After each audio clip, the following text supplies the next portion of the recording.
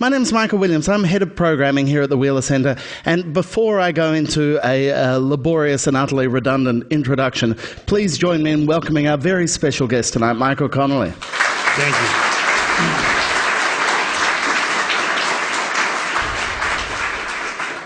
Thank you. We're going to talk for about 45 minutes or so, and then there'll be a chance for you to ask questions of Michael while he's here. By way of introduction, I could tell you what a master of the crime novel is, but I suspect you all know that already. So I'm going to just bamboozle you with some numbers, just to get things going. Since his 1992 debut, The Black Echo, he's now written 24 novels, and we're going to be talking both about his hero of most of those novels, Harry Bosch, and also his more recent protagonist, Mickey Haller. But just some of those numbers: 1.25 million books sold in Australia by earlier this year. I imagine that number's going up every day. It's probably outdated terribly. Each new title sells over 85,000 copies. The Lincoln Lawyer sold over 110,000 before the start of this year, and that's before they even slapped Matthew McConaughey on the front cover. I imagine now it's sold more still. It's bananas, utterly bananas, and well deserved. I thought I would kick off. Harry Bosch went into law enforcement because his prostitute mother was killed when he was 11. Why did you go into crime? I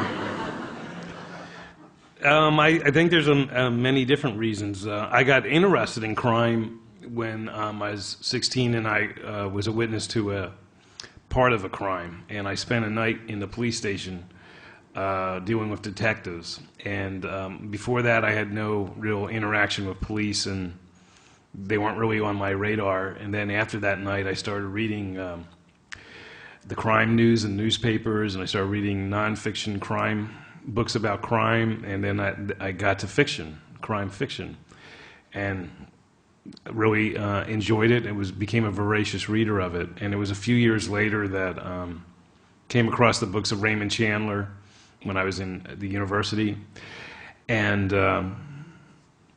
something about reading those books was like the epiphany or the light bulb going off. I read all his books, 6 or 7 novels, I forget how many, very quickly, like in about 3 weeks, 2 weeks to 3 weeks, and just came out of reading all of them and said, I want to try to do this someday. So that's how it happened.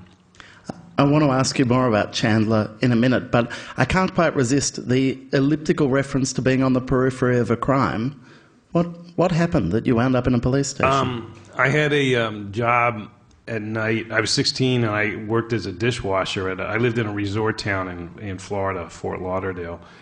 And so it was like midnight. I was on a kind of a lonely street at a red light, waiting for the light to change. And in fact, I was looking both ways, thinking like, if there's no cops around, I'm just going to run this because it's taking forever and there's no one around. But when I looked over there, I saw a man running, and he was fully dressed in street clothes. He wasn't a jogger or anything like that. And I thought that was curious. He was obviously either running from something or to something. And just as I looked at him, he was running with something in his hand. He shoved it into a hedge and just kept running. And so that was curious. And so when the light changed, I made a U-turn and I drove over there and went to the hedge and pulled out whatever it was. And it was a shirt wrapped around a gun. And I'm sitting there holding it, and suddenly I see flashing blue lights and police cars racing through the neighborhood. And I'm holding a gun. Not good. So I shoved it back in the hedge. And this is in the 70s, so I couldn't pull out my cell phone. I went to a gas station where there were phone booths, and called home and told my father what I had seen. And he goes, just calm down, relax, flag down a cop, and tell him what you saw, and then lead him to the gun. And so then that led to, like, what did this guy look like? What was he wearing? And the fuller story is that I saw after he did it, he ran about a half block and ducked into a bar. There was a biker bar. I guess that's what you'd say here is a bikey bar.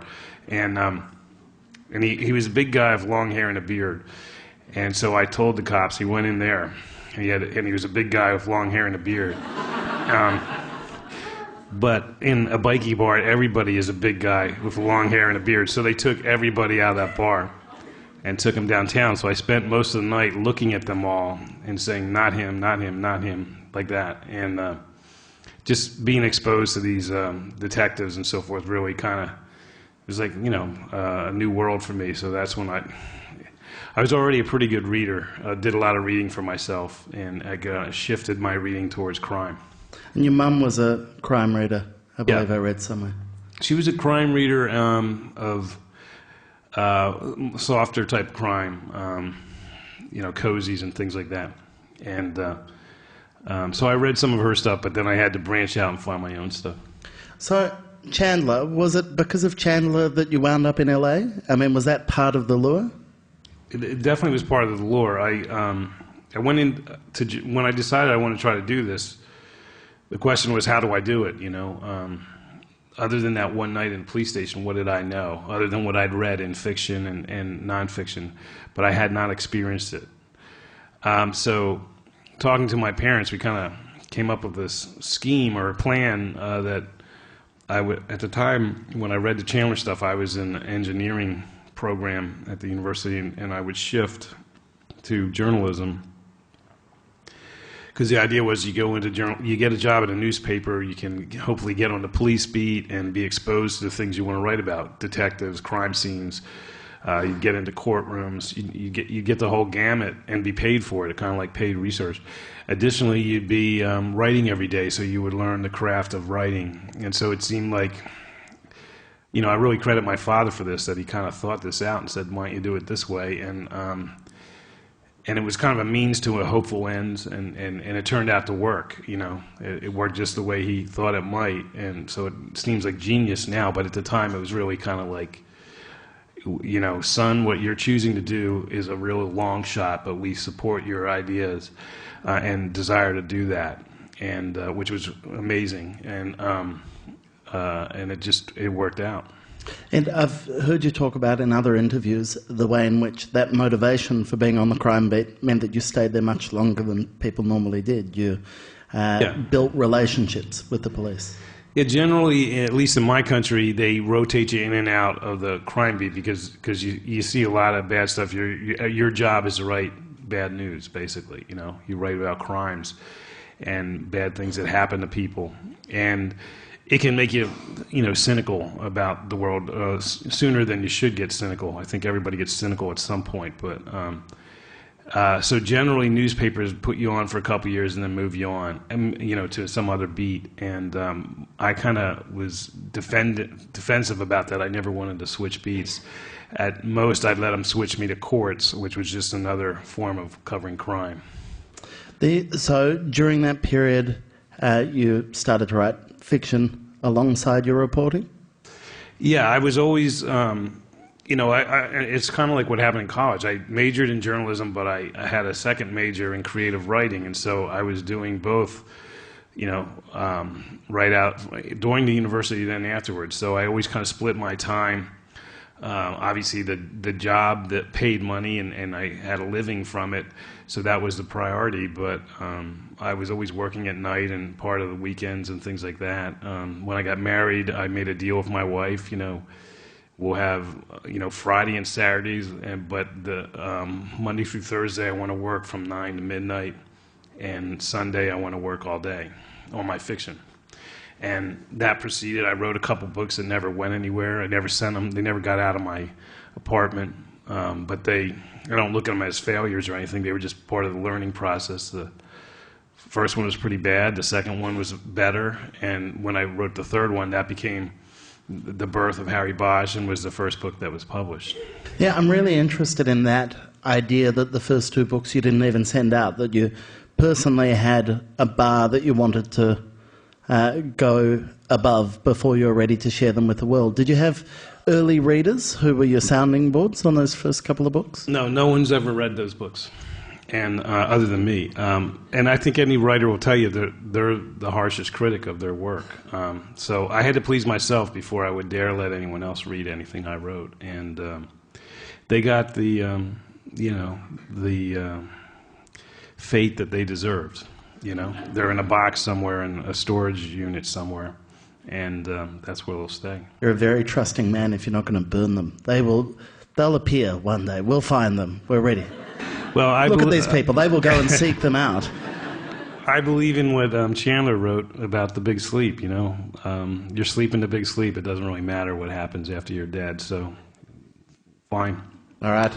You know? Especially the people standing. You've got real persistence, I can tell. You'll go and seek them out. But, all right, so the Black Echo, Harry Bosch, did he arrive fully formed, or was he there in those first two abortive books? Probably aspects of him were, but it wasn't a police detective. It wasn't. He wasn't named Harry Bosch. It was, and those two books were set in Florida, where I grew up and where my first journalism job was. And between those two learning experiences, and the third time, which was Harry Bosch, I moved from 3,000 miles from South Florida to Los Angeles, and that seemed to be the difference coming to the. Not only Chandler, another writer named Joseph Wambaugh, who wrote about the LAPD and still does, was a really big influence on me, and another LA writer named Ross McDonald. So I came to the land of my heroes, which is intimidating on one hand, but on the other thing, it was like kind of slipped me into this idea, like I see what they see. I get the excitement of this place, and Los Angeles very quickly kind of became my muse, and you know, I was writing that Harry Bosch book within a year of moving to LA, and you know, I moved there in '88, and it was published in '92, and the publisher actually sat on it for like 18 months, so it was a very quick take on Los Angeles. Later this year, the 17th book starring Harry Bosch comes out. I say starring because he seems to have the capacity to pop up all over the place, both in your books and other people's books. Really? Kind of life of his own. A Robert Cray novel he appears in, I think? Yeah. That was a little thing we did. Our guys would switch places and for one page or something. It's nice to have a sense of them having a life beyond the covers. But 17 books, are there things that you set up way back in book one that you now regret, that you're stuck with? I'm not, well, no, I would say I have no regrets. There's things I'm paying for now. Like early on, I decided that Harry, you know, when you write the first book about a character, you hope you can write more, but you have no idea you'll write 17. I mean, that's just, you can't comprehend something like that. So I decided early on that Harry would age in real time, so that would allow me to show a man evolving against a city that's evolving, and there's something, you know, very cool about that if you get the opportunity. But that was almost 20 years ago, and Harry's been aging all along. So now I'm at the end of the stage where I'm going to lose the realism if I don't get him out of the police department soon. This year he's 60 years old, and there's no one that old chasing killers in the LAPD. And, you know, I came from it from journalism. You know, I consciously said, what do I have that other people don't have that are pursuing this genre of books? And it's like, hey, I've spent 14 years in police stations and with detectives and courtrooms and at crime scenes. And so I'm going to make my books, realism will be the coin of the realm. And so you live by that sword, you got to die by it, you know. So the realism dictates that Harry Bosch can't be a cop too much longer. It doesn't mean this, you know, I'm going to kill him or it's over or anything like that. I just know that pretty soon I have to move him into another situation. Time to graduate from wizard school fairly soon. Yeah. Ed, I came across a 2002 interview you did where you talked about this very question, and you said, I hope the overall arc of the series is that he's heading toward light, the light at the end of the tunnel and some kind of fulfillment. And so it's my ultimate goal to end this thing on a story where he finds that it's got to come sooner rather than later. I don't think it'll be believable to me, and if it's not believable to me, it won't be for the reader. You have this on tape. Maybe in 10 years you'll bring it up to me. We're only 9 years on, but I'm bringing it up anyway. Clearly, the you of 2002 couldn't conceive of another 10 years for Harry Bosch. Do you feel differently now? I can conceive of 12 years and 9 months. That's kind of a joke, but the book that will come out towards the end of this year with Harry, and it's called The Drop. And The Drop means different things at different times in the story. I love titles that have a changing meaning as you go through the book. But one of its meanings is an acronym which is in the LAPD, and it's called Deferred Retirement Option Plan. And this is a thing where detectives retire and come back on contract. And I don't know if you remember this, but Harry Bosch quit a few years back, more than a few years, and came back. So it can be inferred he was on the drop. And so in this book, The Drop, he gets notified that his contract ends in 39 months. And so the book's coming out in October, so I've now given a deadline. Harry has 39 months from October to carry his badge, and I'm hoping in that 39 months, not only will I be able to write a few Bosch books, but also come up with where he's going. 39 books, surely. Yeah. Just really push it out there. Yeah. You mentioned his retirement. That came around the time of 2002's City of Bones, where you clearly, as one of your long-term readers, it felt like you clearly wanted to shake things up, that you had a kind of rhythm that you'd reached, and at that point it was almost as if you thought, I'm going to throw this all out and start again and see where it goes. Was that a feeling you had as the author? Yeah, I mean, I think that's something you have to do. I think, there's no blueprint on how to keep a series going or how to keep it fresh. So everyone's kind of flying by the seat of their pants, but it is obvious that the character cannot be static from book to book to book. It can't be the same character. Especially if you're doing what I'm doing, where the character evolves. I guess if your character is always 40, it can be the same. But so I'm always shaking things up, to use your phrase, and that's actually my phrase too. That's how I think about it. I have to shake things up. I have to throw something into Harry's life or take something out of his life. I have to put him in new directions. All the while, he's kind of doing the same thing. He has his mission to take evil out of the world in the form of finding killers. So that's the same. And those cases might change, obviously, but he has to change, and that's the only way to keep not only readers interested but the writer interested.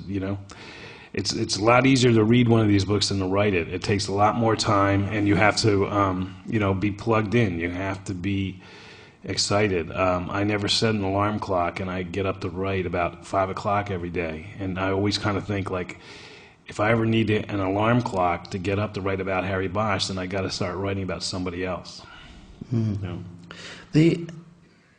You talk about the realism in the books. It seems a real feature to me, the way in which you're chronicling LA. The Rodney King riots happen, and going back through the books, you can see the moment where the city's dealing with the aftermath of that. A book like The Overlook, with its kind of clear concerns about terrorism, is very much a book of its moment.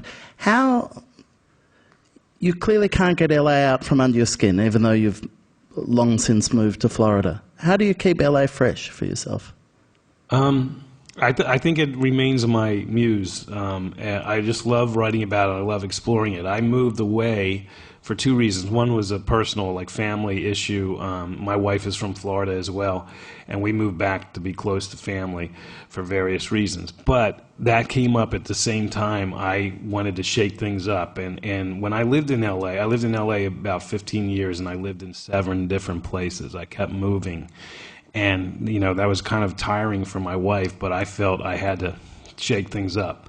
And so then it became time for the big shake-up, and I thought, okay, I'm going to move away from L.A. and write about it from afar. It's not like I'd never be there again. I go back all the time. I go back for my research missions and so forth. And then I go home and I write. And there's something different about writing from a distance. So that was part of that move. And personally, and I'm not the final judge of this, but personally, I think the books I've written about LA since I left LA are more accurate than the ones that I wrote when I was there, because there's a tendency to get lazy. I live here. I don't have to go down and check that building out or that park and make sure I have it right in memory. Now I'm kind of living where I don't ever want someone to say, read one of my books and be able to tell I don't live in LA. So I go out there, I kind of put my journalism hat back on, and I spend time in all the physical locations I write about, absorb them, take pictures, take notes. So I think I'm actually conjuring a more accurate LA 3,000 miles away in Florida than I was doing when I was there. Tell me a bit more about those research trips, because that's very interesting to me. I mean, I can't remember a moment in any of the books where a 16-year-old dishwasher finds a gun wrapped in a jumper in a hedge, but how many things that appear in the books come from your time as a crime reporter? Now less and less, if any at all. I quit being a reporter in '94, so it's a long time ago. And probably through the rest of the 90s, I was feeding off of experiences and cases and so forth. And since then, it's been not from my reporting, but I'm still a reporter at heart, and I act like a reporter. And I've kind of turned over my sources. I had certain police sources as a reporter, and some of them stayed with me when I quit being a reporter, but most of them are retired now. The detectives that I got close to were, up there towards the ends of their careers, and now they're out. And I've kind of flipped that over, and it's largely through hearing or meeting detectives who are familiar with my work and like it. I've gravitated towards them. And so what I do now is put myself in a position to be inspired. When I go out on these research missions, and research is very important. I hate calling this research because these people are beyond research subjects. They're friends, they're very close friends of mine. And they help me immeasurably in what I do. And, so I go out there and I hang with them. Sometimes I go with them on, interviews or little parts of cases, nothing that is too serious, because that would possibly compromise cases if I'm like hanging around with them when they're, investigating a murder or something. So it's mostly off hours or lunch hours or breakfasts and things like that. And they're all good storytellers because they've all had amazing experiences. They've had the experiences that, thousands of writers are trying to capture in fiction. Well, these people have actually lived it. And so when they start telling stories, I just kind of sit back and wait for the one that I feel is going to, I can kind of harness and go the distance with. Or a story they just told me matches up with a story somebody else told me 2 weeks ago or 3 months ago or 2 years ago. And I put things together, and that's kind of the source of inspiration. And the other thing I've noticed is that probably the last 10 books I've written, or maybe more, have been inspired in this way, and it's all verbal storytelling. It's not like I read a story in a newspaper and say, oh, I want to fictionalize that, or I see something on TV. It's people who have lived this life and had these experiences telling me them verbally, and they can't help but include their emotional connection to these cases, and what it meant to them and so forth. And there, I think in there is the, the DNA of inspiration for me. Might move things on to your most recent shake-up, which is the introduction of a series more concerned with the courtroom than with the police beat. And I'm speaking, of course, of the Mickey Haller books. In the past, you've brought in other protagonists who, in the end, wind up illuminating Bosch more than they wind up illuminating themselves, in a way. Rachel Walling or Jack McAvoy or Terry McCaleb. Whereas Mickey Haller feels like we'll see a lot more of him with or without Bosch. Is that a deliberate move? Is this a new series, or is it just expanding the world? I don't really know. I mean, it wasn't planned that way. I really feel that as a writer, I'm about Harry Bosch. Whenever I'm done writing, Harry's going to be the guy who stands for me and what I've accomplished or not accomplished. And so I want to keep him fresh and alive. and exciting to me. And as I said earlier, there's no blueprint. How do you do this? Who knows? But you follow instincts, and my instinct was I can't write about him every day of my writing life, or he'll die. I won't be able to keep that spark. And so early on, I decided I would take years off, and I would challenge myself in maybe small or big ways and do something different. And hopefully the heart would grow fonder, whatever that phrase is about distance, making the heart grow fonder or something. My time away from Harry would make me rekindle the desire to get back to him and recharge my batteries, all those kind of things. And it worked, you know. First time I did it was a book called The Poet, and when I came back to the Harry Bosch, the next book, I was so excited. And so I fell into this cycle of doing that, and it worked really well. And Mickey Haller started as just one of those. He is so different from Harry Bosch, the opposite side of the the legal or justice system spectrum, that I figured, this would be a one-shot deal. But I do a lot of drafts on my books, a lot of rewriting. So about, somewhere in the second draft of what would be 4 drafts of The Lincoln Lawyer, I realized this is not a one-shot deal character. I think this character can be pretty fascinating to me. And if it's fascinating to me, I think it will be fascinating to readers, and there's a lot I could do with him. So I started planting seeds in my rewrites, and I changed his name to Haller, which has an echo from an early Harry Bosch book, and I started connecting him in ways to the Bosch stuff so that I could come back around and pursue that at a later date. So, I wasn't thinking like I want to have 2 series. I never think that way. I look at every book as part of one series, actually. Everything's connected mosaic. There is something very exciting as a reader, those moments where you recognize Harry from someone else's perspective, where he walks into a room and you go, oh, there's Harry Bosch. Right. And it's nice to see him from a distance rather than from inside his somewhat tortured head. Yeah, and I like playing around with that, because I think when you're writing with Harry in his stories and you're knowing how he's thinking, it really kind of promotes the empathic connection between the reader and this protagonist. And then I like the idea of, if you weren't knowing what he was thinking and you're looking at him through the eyes of Mickey Haller, you might really think he's a jerk, insufferable hard ass, And I like playing around with those kind of perceptions.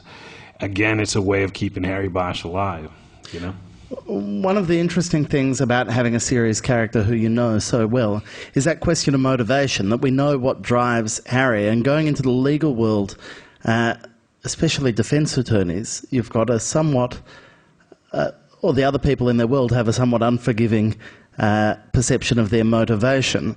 I just wanted to read a quote here that you said about what you wanted Harry to be. This is from an earlier interview. From day one, I always thought I wanted him to be an outsider with an insider's job. Is there an extent to which Mickey Haller's an insider with an outsider's job?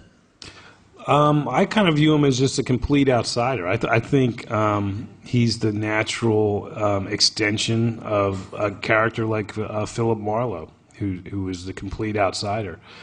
And that's one of the things that struck me when I was writing The Lincoln Lawyer, that, Philip Marlowe, and that really, when I was 19 years old, really intoxicating feel of an outsider is what brought me to the table. It's what I'm doing this because of that kind of archetypal character. And you know what? I now see it. This is it. It's Mickey Haller. Mickey Haller is the character that I probably thought I wanted to write about when I was 19, and now here I am, however I was, 40-something. I've found this character, and that was the reason I knew I'd come back to him. There's, Haller. The criminal defense attorney stands before all the power and might of the state, and he stands up for the underdog. Yes, it's most likely a criminal. But this is someone who and it's physically obvious when you go to the civic centers in Los Angeles, and they have like twin courthouses, and then the FBI building, and then the police department, and these gigantic concrete edifices, And then someone accused of a crime has to beat all of them. And how do they beat it? If they are successful, it's through their lawyer. And so I just kept feeling that here's the guy who's the outsider standing for the underdog, and just was very reminding me a lot of what I loved about those books when I was 19 years old. And you add to that this is a misunderstood character in our society. The tenet of at least the American justice system is that no matter what you're charged with, you are entitled to a vigorous and complete defense. And that's an ideal. Everyone, yeah, I agree with that. But then when it's practiced in reality, the defense attorney is despised for trying to get guilty people off. And so which is it? Do you believe in our system or do you not believe in our system? Why don't you give this guy a break? And that's, we're talking about motivation. That's the motivation or the character line for Mickey Haller. He's trying to find acceptance. He's trying to find out, is he a good guy or a bad guy? And that's kind of filtered into the stories on all levels, right down to his own family. Trying to hope that his daughter doesn't end up despising him, trying to get back with, an ex-wife who happens to be a prosecutor. So he has to overcome these obstacles on all these levels, and all that went into the first book, and it was like I started thinking like, this is good stuff. It could last more than one book. So he has, I guess, the reason he to me felt a bit more like an insider than I think he is, and hearing you say that, I completely accept he's from that outsider tradition, but he's got a swagger and a confidence to him that is so different to the way Harry moves through the world. Mickey knows the person to talk to for a deal. He knows the way to work the system. He seems like a man in his element for much of those books. I think he is, but in a way it's a front. I mean, he certainly is a guy who knows how to game the system. We're looking at what's in front of us, and he's looking 2 moves down. And I love that stuff about him, but I really think it's a front. I mean, in the first book, The Lincoln Lawyer, in the first chapter, he says, there's nothing about the law I cherish anymore. And so what he's confessing to us is that his ideals have been corrupted or eroded, but they're gone, and yet he's still practicing. He knows how to do it. And I think that sets up what his journey's about, and that's to try to regain a lot of what he's lost. And the challenge of that book, and then subsequently with the movie, which I think they did a fantastic job in meeting this challenge, is to how do you get the reader to want to ride with this guy? I mean, I look at it in terms of Harry Bosch seeks the truth, Mickey Haller hides the truth or wants to hide the truth. And I'm not saying you have to like a character to want to read a book, but you got to want to ride with that character through the story. There's got to be something about this character that pulls you in, and you want to get in the car with him and ride through the story. And I think by Mickey confessing that he's lost something is a way to make that connection to the reader. The Haller books are in first person. That is by design because it's a more intimate thing, and I always viewed The Lincoln Lawyer as a kind of a whisper. It's like Mickey in the trenches of the justice system, in the shadows, whispering to the reader that everybody has a conception of how the system works or should work. Well, come with me, get in my car, and I'm going to take you on a ride. I'm going to show you how it really works. And he's going to tell you all the good and the bad stuff, and most of it's the bad stuff. And I don't know. I just thought that was a way of connecting him. And when I turned that book in to the publisher, the title on the front page was "The Confessions of a Lincoln Lawyer." But the marketers got involved in all that and just said, "Let's just go with The Lincoln Lawyer." By the third of the Haller books, the reversal, you get him to cross the floor effectively, to experience the courtroom from the side of the prosecutor. Where do your own sympathies lie? I know it's a complex patchwork, but it seems to me in those books there's a real tension between the defense, who have an eye out for the underdog, and the system, which you think, if not perfect, is still worth upholding. Well, I mean, my sympathies are not related to that. My sympathies are to how do I keep the character interesting, and again, it's shake things up. You know, I when I made that decision back while writing The Lincoln Lawyer, where I thought, yeah, this can keep going. There's more to do with him. I didn't see a pitfall that occurred to me pretty quickly when I was writing the second book. And that is when you write about, I was about to say a defense lawyer, it might just be any kind of lawyer, a lawyer on either side, and you move this into a courtroom drama type of thing, there's only a few outcomes. And so I realized that I'm going to keep repeating myself here. Mickey's going to have a client, and the client's going to be either guilty or not guilty in reality, and he's going to work a case, and the client will either be found guilty or not guilty. So how many times can I do that before I'm kind of bored, you know? So the third book, I shook things up, and so it wasn't really anything out of my sympathies or anything like that. It was like, I got to change the world. And so I created this political situation that ended up with him being a prosecutor for one case, and it was, in a way, it was kind of like maybe like a little dipping your toe into the pool, because I wanted to see what it would be like if I did this again, or if Mickey Haller switched his allegiances and so forth, and how would he live with himself after all these years of feeling like the outsider. So again, I found some new stuff that I thought could keep the character going. I thought the film of The Lincoln Lawyer did a superb job, although I was never sure about Matthew McConaughey. I can't picture Mickey Haller with his shirt off playing bongo drums. How involved were you in that process, or do you just let go when it gets to that point? There is a clause in my contract that says Mickey Haller will not play bongo drums. So, no. I really have this, and this is from experience. Early in the 90s, when there had been several efforts to make a movie out of Harry Bosch, and I was involved. I wrote screenplays, I rewrote screenplays, and I kind of came to the conclusion that I'm not very good at adapting my own stuff because it comes from a different kind of storytelling. With books, you go inside people's heads. It's the real reason why we treasure reading books. And making the jump from that to a screenplay where you can't go inside someone's head and it's only about what they do and what they say, I can't make that jump. And so the new century dawned, and I had a new philosophy of Hollywood, and that is I'd give them the books. I would really spend a lot of time choosing who I would give books to, because that's where I have ultimate control. And then as soon as I give my book, I have no control. So that's what I would do. And then I'd be around if they want to ask me anything, if they want me to come to the set or whatever, I'll do it, but I'm not going to be involved. I'm going to go back and write my books.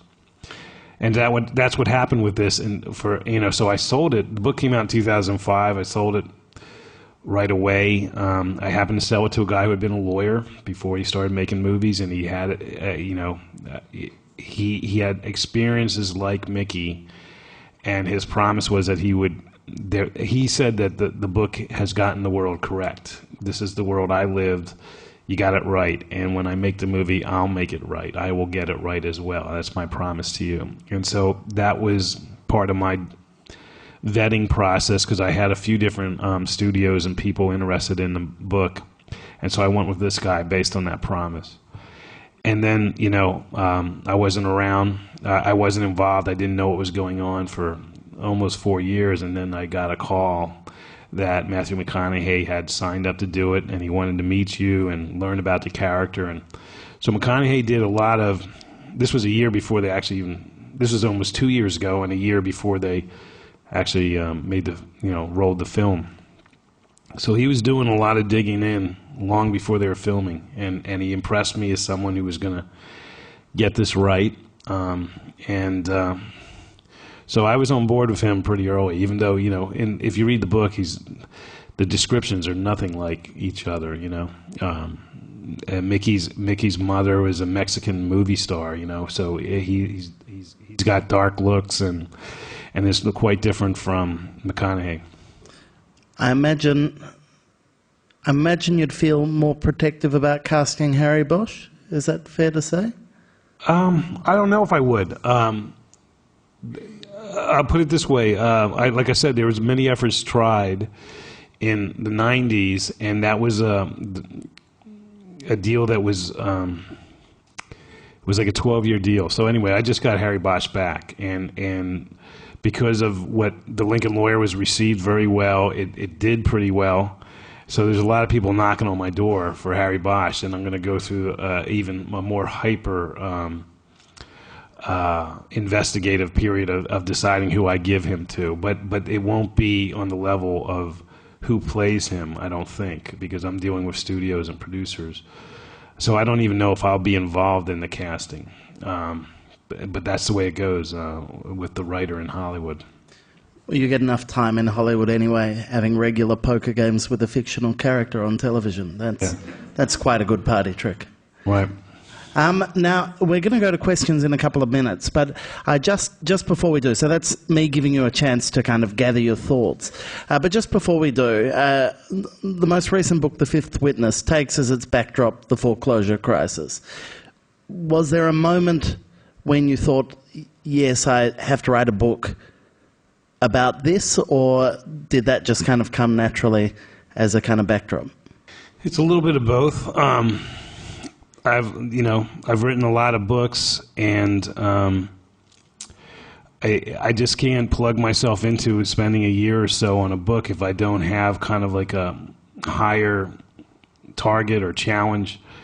It's not good enough to write good plots and put good characters in it. There should be a higher game, another dimension to the art form, and that it hits me more and more as I get to do this more and more. And so I'm always consciously looking for some way of holding up a mirror to something in society. It could be big or small. This happens to be pretty big because in my country, this thing is all pervasive. The foreclosure crisis. It's hard to drive down a street and not see a sign on a house that says, bank owned or foreclosure auction, things like that. And then the ripple effects, economic ripple effects are everywhere. Social ripple effects are everywhere. So it was kind of obvious, if you want to try to grab a little piece of society and put it into your book, this thing was sitting right there. But there's also a practical part of it, and one of the lawyers, I use a few different lawyers to help me with the Haller books, get to shadow them and research with them. One of them had moved into this for the same reasons Mickey does in this book, and I really kind of piggybacked on his experience to get me into this. For those who haven't read it yet, it is classic Connelly, and it has, as so many of them do, an ending that shows a willingness and a desire to shake things up for years to come. I am going to let you have a chance to ask your questions now. There are a couple of microphones that are going to make their way around the room, so if you be patient and wait until the microphone comes to you. I'll also ask, because it's such a big, long room, if you're indulged enough to actually have a chair, could you stand up when you ask the question so that Michael can see you? Just a simple question is that The Fifth Witness, I'm so impressed on the brilliance of both the lawyer, the prosecutor and the defender and the judge, their minds. Is that possible in an American system? Does that happen often? Have you experienced people being as brilliant as that? I'd like to have, if I was guilty or innocent, I'd like to have somebody look after me like that. Yeah, no, I think it's pretty reflective of what I've seen, and I spend a lot of time in courtrooms now since Mickey's become a big part of what I do. I have a couple of friends who are judges, one in particular who ends up in these books a lot. When you read these books, if you come across a Judge Champagne, that's a real person who allows me to research my books and have full access to her courtroom. Just hang in and hang out there and absorb and observe. And she's a very smart judge. I've sat in her chambers when she's had discussions with attorneys, and you know, a lot of that rubs off. So I don't see this this story and what happens with that triumvirate of prosecutor, defender, and judge as being a hyper reality. I think it's pretty real. I mean, you know, that's my ego talking because I wrote it, so of course I'm going to say that. But you know, I stand by that. I think it's pretty real. Hi, I had a couple of questions. When writing a novel, which structure do you use to write your draft? Sorry. What structure? Yeah, what kind of structure do you use to write your draft to help with it? I improvise. I don't ever write an outline. I don't put anything down on paper. I just start writing my books. But I don't start writing the books till I have two things in my head, at least two things, and that's the beginning and the end. I obviously know how we're going to get into a story, and then I need the light at the end of the tunnel, and it's the 300 or something pages in between I have no idea about, and it just happens. But I keep adding these buts. You know, rewriting is the king of writing. You have to rewrite. You have to rewrite, and I rewrite relentlessly. Every morning I rewrite what I wrote the day before, and then I go through 3 or 4 drafts at a minimum on my books, and that's where the story really comes together. I would never let anyone read one of my first drafts because I think it would suffer from obviousness. They would be larded with too many words. My first drafts are usually about 125,000 words, and when I finally turn in a book, it's usually about 100,000 words. I chop and sculpt and hide. I do some adding, but the books either make it or don't make it in the rewriting process. Okay, and I just had one more. When researching for a topic for your novel, are you overwhelmed by all the information available that your story can sometimes get bogged down in it? Can you say it again slowly? Sorry. Do I? All right, I'll use an example if that might help. With 9 Dragons, you used a lot of research at the triads and all the Chinese mafia there. Did you ever feel that your story got bogged down with all the information you were trying to express, that it kind of got in the way of the story? Like, did you ever feel that research and conflict? Okay. You have to. I hope I haven't done that in my books, but it is a pitfall of writing that you invest a lot of time in researching and you accumulate all kinds of stuff. And then it becomes like showing off to the reader, look what I found out, and this is how this works. And it can go far astray from what you're doing, you know, which is really a character-driven story, or hopefully a character-driven story. So you got to be sparing, you know. In this book with the foreclosure crisis, well, I mean, there's so much information about it, and I hope that I kind of delved it out in sparing ways and just enough for the reader to understand what's going on. But you know, I don't want to take readers on a research mission. That's my job to cast a big net, but not use it all. Just use what is needed, only what is needed. We've got a question 2/3 of the way back over the left there. Yep. G'day, how are you? Good.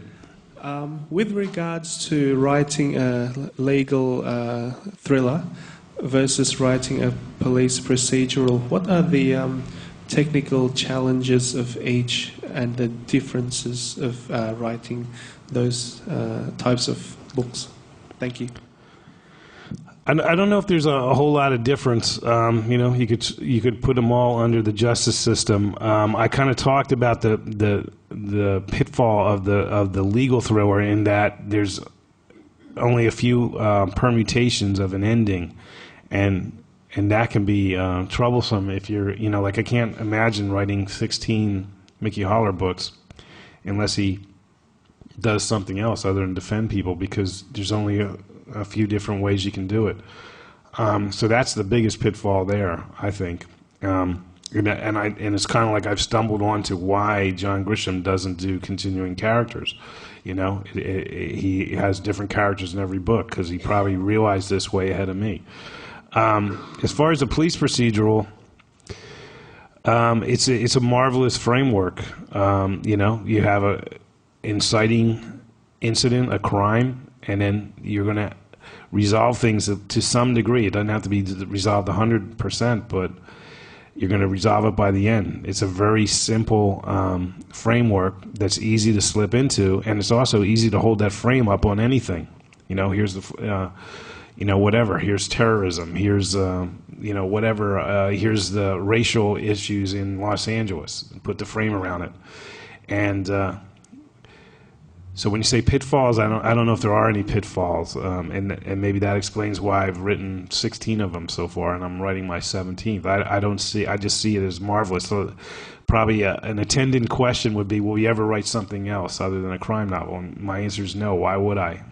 I can, whatever I want to do as a writer, and I mean that, whatever I want to do, whatever I want to explore, whatever I want to say, it can be said in that framework.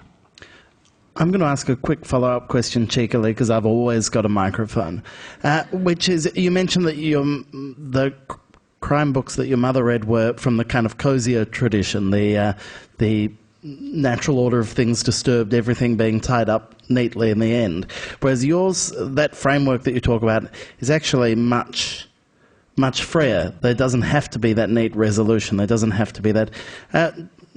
Is your mum a fan of your books? Yes, my mother's not alive now, but she was a big fan, and she was also an early reader of my books, and a pretty marvelous editor. But you're right. I kind of went away from that, all details tied up, and I think it wasn't because I objected to what she was reading. It was more from my coming to this world from journalism, and knowing that, again, I made that thing. I can bring realism to this. This is what I got. I spent all this time on these real cases. Let's bring what I know.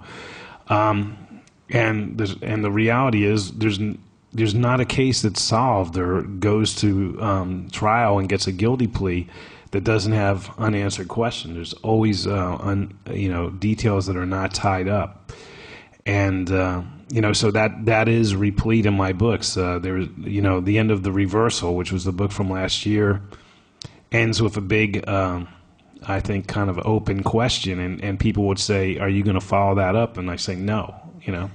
I didn't do that to set up a follow-up. I did it because that's how life really is.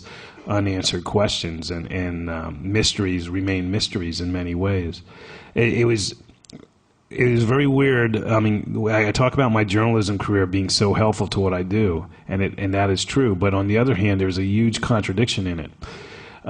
If you go into the library or the bookstore and go into the crime section, 95% or more of those books all end with the bad guy being caught. And I moved into that world from the world of journalism where that's not the case. My practice and procedure as a crime reporter in Los Angeles was every time I wrote a story about a murder, and there was a lot of them, I would open a fresh file. I would put all the documentation I got into that file. I would write the detectives' phone numbers on the inside of the file. The next day when the newspaper came out, I'd clip out the story, put it in that file. And I'd have everything ready, and I'd put it in my file cabinet. And so when I found out that they caught the guy, solved the case, I'd pull that file and I'd be ready to go.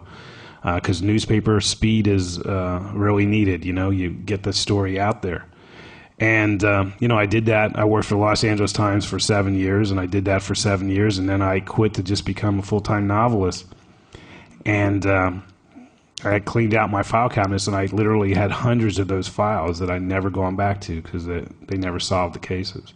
And it struck me, isn't that weird? I'm going to this place where I'm going to have to solve every case. And so the first book I wrote full-time after leaving that behind and dumping most of those files in the recycle bins was, I won't say what it is because it kind of gives it away, but I wrote a book where the killer got away, and it was just a direct reaction to that moment where I cleared out my file cabinets. And then, I got a lot of criticism for that. You're playing with the genre. That's not playing fair. The guy got away, How naive that people wanted fairness. They got a good story instead. There's a question up here. Welcome to Australia, Michael. Thank you. Thank you very much for the gift of your novels. I wonder how much Harry is you, and if he is you a lot, will he ever end up a happy man? Well, there's a couple things going on there. I've been, as we've discussed here, I've been lucky to write about Harry for a long time, so it's kind of like which Harry or where in the spectrum of Harry Bosch are you talking about? Because in the initial early books, we have very little in common, and it was actually a writing practice or challenge. I wanted to write about someone completely different from me because I thought that would be more interesting to spend a couple of years writing a book. This is, I'm talking about my first book that got published. I had those two that are in a drawer somewhere. I wasn't sure I'd ever get published, so I wanted to at least make the time I spent on this fun. And to me, fun was writing about someone other than me. And so in the first Harry Bosch book, every time I had a choice, I took something opposite from me. I came from a big family. I've been married a long time. So I have Harry an orphan. I have him unable to keep a relationship going. Everywhere I could write about him, I took the opposite from me. I didn't even like jazz, believe it or not. I do now, but at the time I wrote that, I gave him a music different from me. The only thing we had something secret in common, we were both left-handed, and that was it. And that was not really because I wanted to share that, but I kept hammering the idea that Harry is an outsider with an insider's job. So I made him an outsider. I made him a smoker, not because I smoke or anything like that, but because you got to go outside to smoke. And I made him a left-handed because it's a right-handed world. And I did all these little things to try to make him feel like an outsider. But I had very little in common with him. And then about halfway through the series to now, he found out he was a father, and he has a daughter who's the same age as my daughter. So suddenly I was sharing a lot with him, and some of the things his daughter has said in the books, I just cribbed from my own daughter. And I remember one time she was in her car seat in the back seat, and we were driving down the street, and she suddenly said, "Do you think the Burger King and the Dairy Queen are married?" And that day that went into a book. So now, and what, as we all know, who are parents here, when you become a parent, it changes your view of the world, connects you in a cool new way to the world, and Harry's experienced that, and so that's a direct sharing with me. So now we're closer than we were at the beginning. Hi, Michael. Thanks for being here. Don't take this the wrong way. I've only read one of your books. To the back of the room. Give up your chair. I took a ride with Harry Bosch in 1997 when I read Trunk Music. Since then, I've been riding in other cars with other boys. But I'm ready to take another ride. Should I go back to the beginning, or where should I start? Well, purists will tell you to go back to the beginning, but we should all get better at what we're doing, don't you think? So I never tell anyone read my first book. It's like with a contractor who builds houses, and someone comes to him and says, "I'm thinking about hiring you. Can you show me some of your work?" And he would never take you to his very first house. So I would say visit one of my more recent houses. Maybe jump up to Echo Park, which is kind of a fully contained Harry Bosch novel. I mean, there's a little bit of connections to other books, but nothing too necessary. I'd go to that one maybe. If Michael's too modest to do it, though, I will tell you to go back to the first one as well. Echo Park is sensational, but if you go back through all the books, the density of the world created and the depth of the characters is quite extraordinary. Now, we've probably only got time for a couple more questions. There's one over here. Sort of a question about Harry Bosch. Now, the name Hieronymus Bosch, it's an unusual name. I know you talk about the origins of the name on a fictional level coming from the artist. In the process of reading the books, I've sort of put my own interpretation onto a deeper meaning of the name and what it represents. For you, when you came up with the name, what was the process that resulted in you choosing a name like that, and does it have any sort of deeper symbolism to you? I'm not 100% sure that microphone was working, so for the people at the back, the question was about Harry's name, Hieronymus Bosch, and the nature of the choice and the meaning behind it. Yeah, I think it has a lot of meaning or depth for me. my research as a reader, which you have to do before you can become a writer, was that the best crime novels, the crime novels that meant something to me, connected to me on the level of a character, empathically connecting to a character. It wasn't about plot. In fact, Raymond Chandler's notorious for his plots not even making sense, and some, issues never being resolved, and so forth.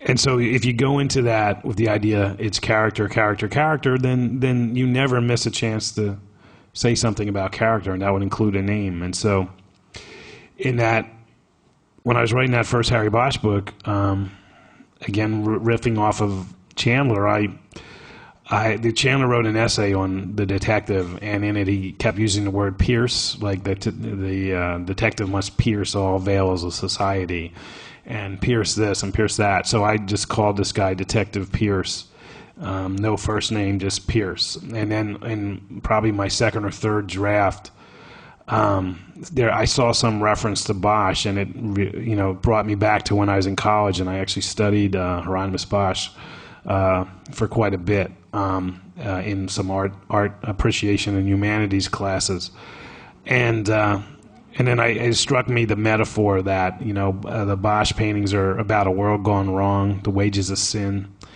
and that's, you could describe the descriptions of those paintings without the religious allegory. Or I guess you could include that, but anyway, you could however way you describe a Bosch painting, you could also describe a crime scene. I would make that case, and so I thought, here's this guy I'm writing about, and I want him to be very masterful in understanding crime scenes and interpreting them, and I would be taking him across the underbelly of Los Angeles, which many would argue is a modern Garden of Earthly Delights, Bosch's most famous painting. So there was all these different connections, and on top of that, I knew, in my country at least, this guy was very much unknown. It would be mysterious. What does his name mean? Where does it come from? And there would be some who would get it, but they would be in the minority, and the ones who didn't get it might be intrigued, and they would keep reading to find out, does this main name mean something? Is it going to pay off in some way? Now we've got time just for two more questions. There's one a fair way up the back and then one in the very front row, which seems somehow fair. I'm one of those crime readers who likes loose ends tied up. The 16-year-old, the gun, the shirt in the hedge. What had he done, and did you ever nail him? Oh, yeah, I guess I left that out of the story. What happened was he had tried to steal someone's car at gunpoint, and the person put up a fight, and he shot the guy in his car and then ran away. And I saw him running away, so I didn't see the shooting or anything like that. And it turned bad, actually, in my night in the police station, because they kept showing all the bikies and all that, and they didn't have the guy. But the police thought I was intimidated of these big, tough biker guys and wouldn't make an identification when they felt they had the guy. And it was kind of like, that bar probably had a back door. The guy just ran through it and got on his motorcycle or whatever and went away. They never had the guy, but they claimed I was afraid to make an identification. And by not making an identification, they didn't make a case. And it was never solved. I was never called again like, we did get him now or anything like that. So I guess his fingerprints weren't on the gun or anything like that. But the case was never solved. But it was interesting, or not, or just adding to the story. I don't know if it's interesting or not. But about 6 or 7 years later, no, it was longer than that. 16 plus 7 is 23. Yeah, about 8 years later, I came back to that town as a police reporter, and many of those detectives who gave me a hard time that night were still there. And I now wrote about them and their cases, and that we continue to debate 8 years later. I said, you remember me in that case, whatever happened? And they said, no, we didn't solve it because of you. And it was like, I could never convince them that they didn't have the guy. They just thought I was afraid to make an ID. And the last question here in the front row. Thank you once again for all your books. My mother is vision impaired, and she reads or listens to your audiobooks. We appreciate all the non-unabridged versions rather than the abridged version. What's your thoughts on how some people have abridged their works to try and condense for the mass market? I think that has happened with my books. You know, they get abridged. It's kind of like when you sign a contract with the publisher, they're entitled to do that. I just think it's the wrong way to read or listen to stories. I don't know why you would do that, but I can't deplore it too much because I do it. I mean, I do it through my publishers. But I just think about the stuff that you would miss. It was weird. Early in my career, they would send me the reduced manuscripts or the cut down manuscripts, and you have to sign a piece of paper saying that you approve it. And I don't approve it, but I know it has to be done. And I would never sign these papers, but they would still put out the books or the tapes or the discs or whatever it was. And then finally they got the message, and I never see them anymore, because the last thing I would want to do is look at at one of my stories that's probably about 60% of what it is supposed to be. And I also kind of feel like if someone was going to do that, I should do it, but I don't have the time. I'm writing my next book, so. We've been very lucky this evening to hear unexpurgated from one of the greats of modern-day crime writing and crime writing of any time. Please join me in thanking the extraordinary Michael Connelly. Thank you.